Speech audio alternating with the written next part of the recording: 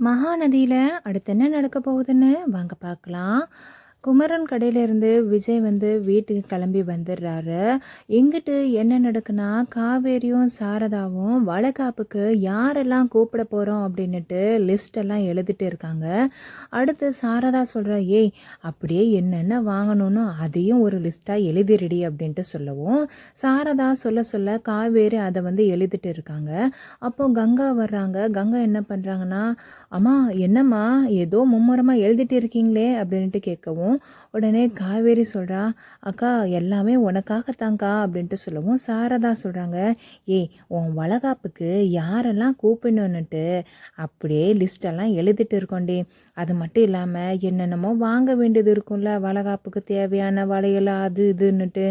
அதையும் வாங்கணும்ல, அதான் ஒரு லிஸ்ட்டாகவே எழுதிட்டு இருக்கோண்டி அப்படின்ட்டு சொல்லவும், கங்கா கேட்குறா, ஆமாம்மா நீ சொல்கிறது சரிதாம்மா, ஆமாம் வளகாப்பு நெருங்கிட்டு இருக்கு, மண்டபம்லாம் பார்க்கணும்லம்மா அப்படின்ட்டு கேட்க சாரதா சொன்னாங்க, ஆமாடி நானே பாரு மறந்துட்டேன், தோ குமரன் தம்பி வந்ததும் ஞாபகப்படுத்தணும்டி, அப்போ தான் நமக்கு மண்டபம் கிடைக்கும்டி அப்படின்ட்டு சொல்லவும், அப்போ கரெக்டாக விஜய் உள்ளே வராரு. உள்ளே வந்த உடனே காவேரி ஏங்க வந்துட்டீங்களாங்க அப்படின்ட்டு சொல்லவும், ஆமாம் காவேரி அப்படின்ட்டு அவர் சொல்ல, உடனே காவேரி கேட்குறா, எங்கே போயிருந்தீங்க நைட்டு ஃபுல்லாக, எத்தனை வாட்டி ஃபோன் பண்ணுறது அப்படின்ட்டு சொல்ல, விஜய் சொல்கிறாரு, இல்லை காவேரி ஒரு வேலையாக இருந்தேன் காவேரி, அதனாடி தான் நான் ஃபோனை எடுக்க முடியலை, திருப்பியும் உனக்கு கூப்பிட முடியல அப்படின்ட்டு சொல்ல, காவேரி சொல்கிறா, சரிங்க இருக்கட்டும் நீங்கள் ரிஃப்ரெஷ் ஆகிட்டு வாங்க அப்படின்ட்டு சொல்லிட்டு சாரதா சொல்கிறாங்க, ஆமாம் மாப்பிள்ள நீங்கள் ரிஃப்ரெஷ் ஆகிட்டு வாங்க, உங்களுக்கு காஃபி கொண்டாந்து கொடுக்கேன் அப்படின்ட்டு சொல்ல, காவேரி சொல்கிறாங்க, அம்மா அவர்லாம் காஃபிலாம் குடிக்க மாட்டார்மா, பிளாக் காஃபி தாம்மா அவர் குடிப்பார் அப்படின்ட்டு சொல்லவும், உடனே இருங்க நான் பிளாக் காஃபி போட்டு வரேன் அப்படின்ட்டு சொல்லிட்டு சாரதாவும் பிளாக் காஃபி போடுறதுக்காக கிச்சனுக்குள்ளே போகவும், விஜய் என்ன பண்ணுறான்னா, சரி காவேரி எனக்கு கொஞ்சம் டயர்டாக இருக்குது, நான் ரூம்குள்ளே போயிடுறேன் அப்படின்ட்டு சொல்லிட்டு விஜய் ரூம்குள்ளே வந்துடுறாரு. அடுத்து சாரதா காஃபி கொண்டு கொடுக்க, காவேரி என்ன பண்ணுறான்னா, அம்மா குடுமா நான் போய் கொடுக்குறேன் அப்படின்ட்டு சொல்லிட்டு உள்ள ரூமில் போய் காஃபியை விஜய்கிட்ட கொடுக்கவும், விஜய் அப்படியே யோசிச்சுட்டே இருக்காரு. அப்போ காவேரி கேட்குறாங்க, என்னங்க ரொம்ப ஏதோ ஒன்று யோசிக்கிற மாதிரி இருக்கே, என்னங்க உங்கள் வேலையை பற்றி தான் யோசிக்கிறீங்களா, நைட்டு அதுக்காகத்தான் எங்கேயாச்சும் போயிருந்தீங்களா அப்படின்ட்டு கேட்கவும், விஜய் சொல்லார், இல்லை அதுக்காகலாம் ஒன்றும் யோசிக்கலை, நேற்று குமரன் என்கிட்ட ரொம்ப வருத்தப்பட்டு பேசினார், வளகாப்பை பற்றி அவர் பேசினார் அப்படின்ட்டு விஜய் சொல்கிறாரு, நேற்று குமரன் கிட்ட பேசினதை வச்சு பார்க்குறப்போ அவருக்கு உங்கள் அக்காவோட வளகாப்பு நல்லபடியாக பண்ணணும் அப்படின்னுட்டு அவருக்கு தோணுது போல், அதனால தான் பகலாக இருந்து வேலை பார்த்துட்டு இருக்காரு காவேரி அப்படின்ட்டு சொல்ல, காவேரி சொல்கிறாங்க, நீங்கள் சொல்கிறதும் சரிதாங்க, சின்ன வயசுலேருந்து கங்கா அக்காவுக்கு வசதியான வாழ்க்கை வாழணும், ஆடம்பரமாக இருக்கணும் அப்படின்னுட்டு அவள் ரொம்ப நினச்சாங்க, ஆனால் அவளுக்கு பிடிச்ச மாதிரி எதுவுமே நடக்கவே இல்லை, அது மட்டும் இல்லாமல் அவளுக்கு இந்த கல்யாணமும் அவள் பிடிச்ச மாதிரி நடக்கவே இல்லையா, அதான் அவளுக்கு எதுவுமே செய்யலை அப்படின்னுட்டு மாமா மனசில் இருக்குது போல், அதனால தான் அக்காவோட வளகாப்பு கூட நல்ல முறையாக அக்காவுக்கு பிடிச்ச மாதிரி பண்ணணும்னு அவர் நினைக்காரு போல் அப்படின்ட்டு சொல்லவும், விஜய் சொல்கிறாரு, நீ சொல்கிறது சரிதான் காவேரி, நாம் வேணும்னா ஏதாச்சும் காசு பணம் கொடுத்து அவங்களுக்கு ஹெல்ப் பண்ணலாமா அப்படின்ட்டு கேட்க, அடுத்து காவேரி சொல்கிறா, வேணாங்க அக்காவுக்கு தெரிஞ்சால் மாமாவை தான் ஏதாச்சும் ஒன்று சொல்லுவாள், ஏற்கனவே இந்த செலவை மாமாவால் பண்ண முடியாது போல் அப்படின்னுட்டு அக்கா மனசில் யோசிச்சுட்டு இருக்கா, அதனால தான் மாமா ராப்பகலாக கஷ்டப்படுறாரு போல் அப்படின்ட்டு சொல்லிட்டு பேசுகிறப்போ, அப்போ விஜய் சொல்கிறாரு, சரி நீ சொல்கிறது கூட எனக்கு புரியுது காவேரி, ஆனால் நம்ம எப்படியாவது குமரனுக்கு ஹெல்ப் பண்ணுற மாதிரி ஏதாச்சும் ஒன்று செய்யணும் காவேரி அப்படின்ட்டு யோசிச்சுட்டு இருக்கிறப்போ, விஜய் சொல்கிறாரு, அப்போனா ஒன்று செய்யலாம் காவேரி, பெரிய மண்டபமாக பார்த்து அதுக்கான செலவெல்லாம் நாமளே செய்யலாம் அப்படின்ட்டு சொல்ல, காவேரி சொல்கிறாங்க, ஐயோ அக்கா கண்டிப்பாக ஒத்துக்கவே மாட்டாங்க, ஏற்கனவே என் மேலே என்ன கோவம்னு தெரில, என் மூஞ்சை பார்த்தே பேசவே மாட்டேக்கா, இதுலேயே மாமாவும் இதே தான் சொல்கிறாரு, எரிஞ்சு விழுறான்னுட்டு, அப்போனா ஏதோ ஒன்று அவன் மனசில் இருக்குன்னு தான் நாங்கள் அர்த்தம், இதில் நாம் செலவு செஞ்சோன்னா மாமாவே ஏதாச்சும் சொல்லிடக்கூடாதுல்ல அப்படின்ட்டு சொல்ல, விஜய் சொல்லாரு, நீ சொல்கிறது எனக்கு புரியுது காவேரி, கையில் செலவுக்கான பணத்தை கொடுத்துட்டு நாம தான் கொடுத்தோங்கிறத யார்கிட்டையும் சொல்ல வேணான்னு சொல்லிடலாமே அப்படின்ட்டு சொல்ல, காவேரி கூட யோசிச்சுட்டு, ஆமாங்க நீங்கள் சொல்கிறது கூட நல்ல ஐடியாவாக தாங்க இருக்குது, இதை வேணும்னா நம்ம செஞ்சு பார்க்கலாங்க அப்படின்ட்டு சொல்கிறாங்க. அங்கிட்டு என்ன நடக்குன்னா, சாரதா கங்கா கிட்ட பேசிட்டு இருக்காங்க. அப்போ சாரதா சொல்கிறாங்க, ஏய் நம்ம சொந்த பந்தங்க எல்லாரும் கொடைக்கானலாக தாண்டி இருக்காங்க, எப்படிடி அங்கே போய் கூப்பிட்ட போகிறோம், எப்போந்தான் போக போகிறோம், உனக்கு வளக்காப்புக்கான நாள் வேற நெருங்கிருச்சேடி அப்படின்ட்டு சொல்கிறப்போ கரெக்டாக காவேரியும் விஜயும் ரூமை விட்டு வெளியில் வராங்க. அப்போ காவேரி கேட்குறாங்க, என்னம்மா கொடைக்கானல்ங்கிற பேர் அடிப்படுது, என்னம்மா நடக்குதுங்க அப்படின்ட்டு கேட்கவும் சாரதா சொல்கிறாங்க, ஏய் இல்லடி, கங்காவுக்கு வளகாப்பு வேற நெருங்கிருச்சு பார்த்துக்கோ, ஏன் கொடைக்கானலில் நம்ம சொந்த பந்தங்கள்லாம் இருக்காங்க,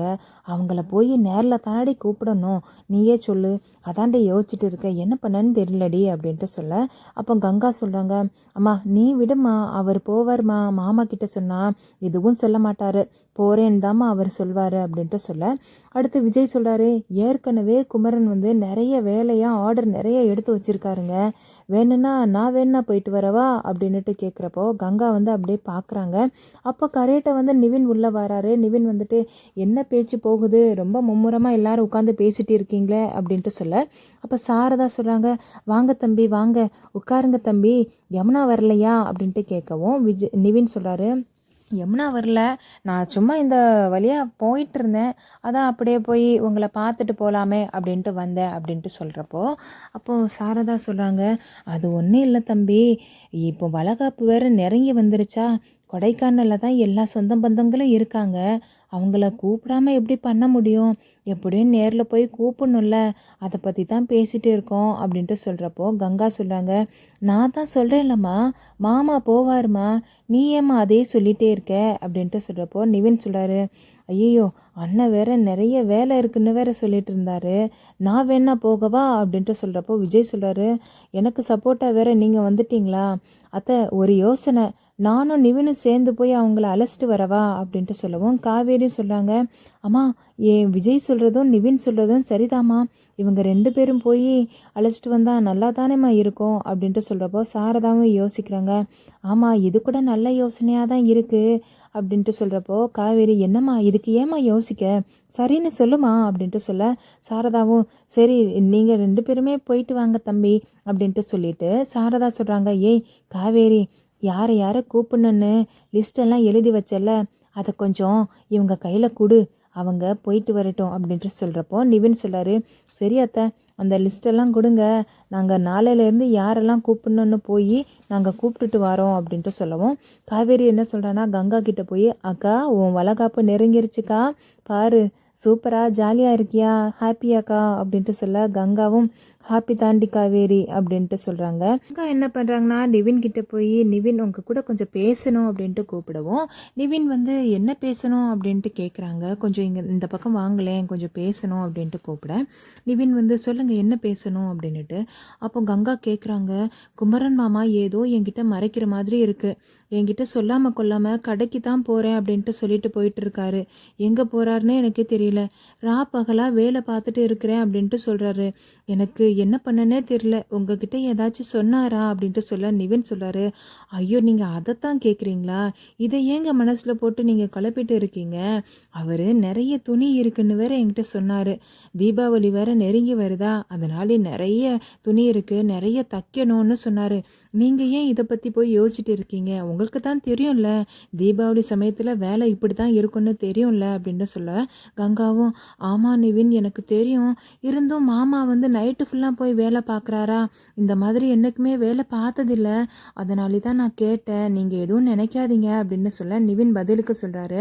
அதெல்லாம் அண்ணனை பற்றி நீங்கள் எதுவும் நினைக்காதீங்க, அவர் வேலை தான் பார்த்துட்டு இருக்காரு, நீங்கள் ஏன் மனசில் போட்டு இந்த மாதிரி குழப்பிட்டு இருக்கீங்க, அதுவும் இந்த சமயத்தில் நீங்கள் எதுவும் நினைக்காதீங்க, நீங்கள் நிம்மதியாக இருங்க அப்படின்ட்டு சொல்லவும் கங்காவும் சரிங்க சரிங்க. நிவின் என்ன பண்ணுறான்னா, சரி நான் வந்து ரொம்ப லேட் ஆயிடுச்சு, வீட்டில் தேடுவாங்க, நான் கிளம்பட்டுமா அப்படின்ட்டு சொல்லிட்டு எல்லார்கிட்டேயும் சொல்லிட்டு நிவின் கிளம்புறாரு. நிவின் என்ன பண்ணுறான்னா, குமரனோட கடைக்கு தான் நேராக போகிறாரு. குமரன் வாடா நிவினே உட்கார்றா அப்படின்ட்டு சொல்லவும் அப்போ நிவின் கேட்குறாரு, என்னென்ன வேலை முடிஞ்சதா இல்லையா அப்படின்னுட்டு. அப்போ குமரன் சொல்கிறாரு, இல்லைடா நிவினே, இன்னும் கொஞ்சம் இருக்குது, முடிச்சிடலாம்டா அப்படின்ட்டு சொல்லவும் நிவின் கேட்குறாரு, அண்ணே நீங்கள் இந்த மாதிரி ஆர்டர் எடுத்து தைக்கிறது கங்கா அக்கா கிட்ட சொல்லவே இல்லையா அப்படின்ட்டு கேட்கவும், அப்போ குமரன் சொல்கிறாரு, ஆமாடா நான் சொல்லலடா, சொன்னால் அவள் மனசு கஷ்டப்படும்ல,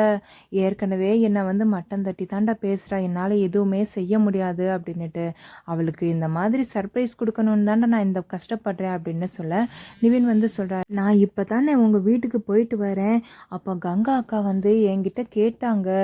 மாமா ஏதோ மறைக்காரு அப்படின்னுட்டு அவங்க ஒரு மாதிரி பேசினாங்க, அவங்க ரொம்ப வருத்தப்பட்டு பேசின மாதிரி இருக்கு,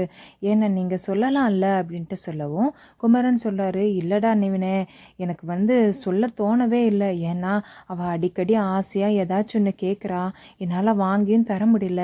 இதை வந்து இந்த வளகாப்புக்கு அவளுக்கு வாங்கி கொடுத்தா அவளுக்கு ரொம்ப சந்தோஷமாக இருக்குல்ல, அதுவும் நான் சர்ப்ரைஸாக வாங்கி கொடுத்தா இன்னும் கொஞ்சம் சந்தோஷமாக இருக்குல்ல, அதனாடி தாண்டா நான் சொல்லவே இல்லை அப்படின்ட்டு சொல்கிறப்போ நிவின் சொல்கிறாரு, நீ ரொம்ப கிரேட் தானே, உன்னை ஏன் தான் அக்கா புரிஞ்சிக்காமல் இருக்காங்கன்னு எனக்கு தெரியவே இல்லை அப்படின்னு சொல்ல, அப்போ குமரன் சொல்கிறாரு, நீ தாண்டா என்னை சரியாக புரிஞ்சு வச்சுருக்க நிவினே, அதுவே எனக்கு போதுண்டா அப்படின்ட்டு சொல்லி ஜாலியாக 2 பேரும் பேசிகிட்டு இருக்க இந்த எபிசோட் வந்து அப்படியே முடியுது.